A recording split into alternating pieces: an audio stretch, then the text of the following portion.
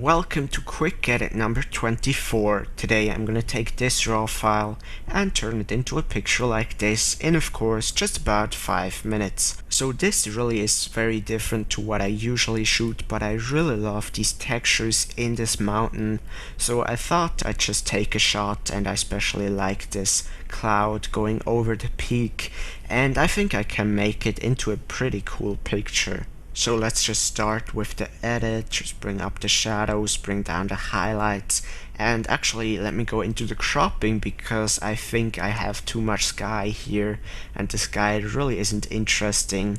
I really just want to concentrate on these textures in the mountain and just make it as big as possible. Then let's see, I think I'm gonna bring up the whites a little bit, but not too much.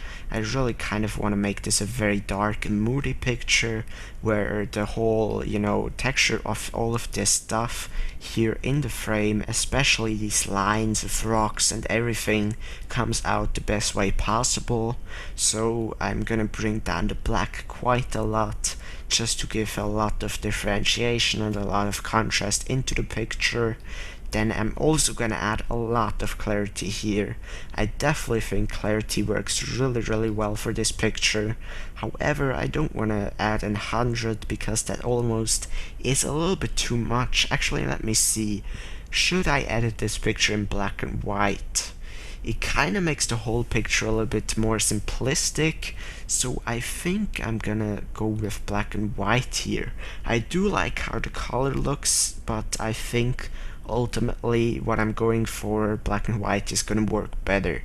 Then let's see, I'm gonna introduce a little bit of plus contrast, just bring up the highlights in the tonal curve, play around with the rest of these sliders really quick. I really want to go for a very contrasty picture here. And shadows I think work best at 0s. I'm just gonna leave that there. Detail, quickly adding some sharpening, really just very swiftly. Then let's see, effects is definitely a tool that I want to take advantage of and add some vignetting here. I definitely think that works really well. I really like the differentiation between this whole side of the mountain and the very light side of the mountain where the light hits, and I think that was a pretty cool picture. Let me see in color real quick. It actually might work better in color.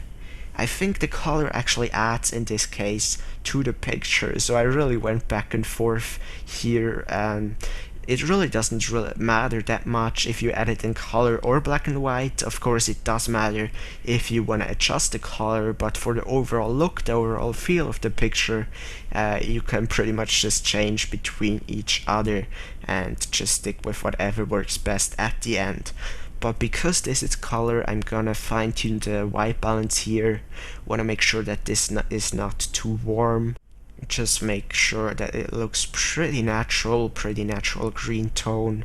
And let's see, tint I think is fine where it was. So I'm done with the global adjustments. In terms of local adjustments, I'm gonna grab a adjustment brush here, reset everything, and just lower the exposure and make the brush quite big and just paint over the sky, because I really think the sky is way too bright and it doesn't work for the mood of this picture at all. So I'm just gonna make that even darker, maybe this spot right here even darker than what I've added previously. Maybe some more right there. And I mean, I get some halos right there on high contrast edges because the dynamic range of the camera is too low for that sort of adjustment, but I of course could go into the minus tool and just fine-tune all of these adjustments, and make it look way better. But because this is a 5-minute quick edit, I really just want to get a good overall mood and, pretty much I'll do all of that in 5 minutes. Then I'm gonna quickly add some dodge and burning here, so as always, see you in a second.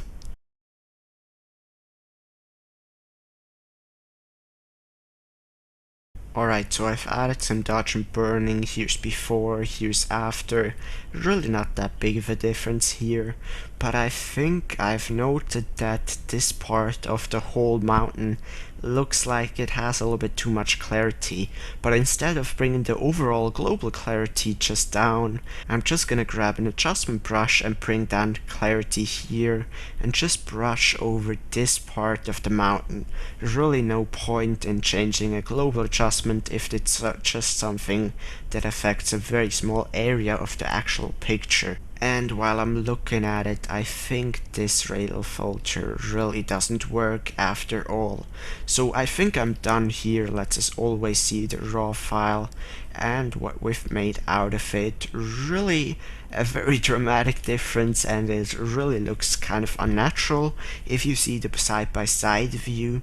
But overall, I really think this picture looks pretty good, and I like the way it looks.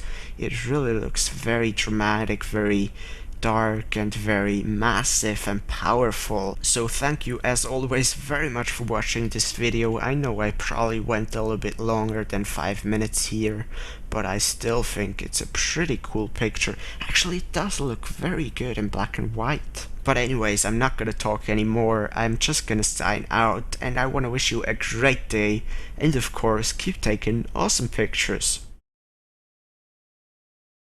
Black and white really does look good though.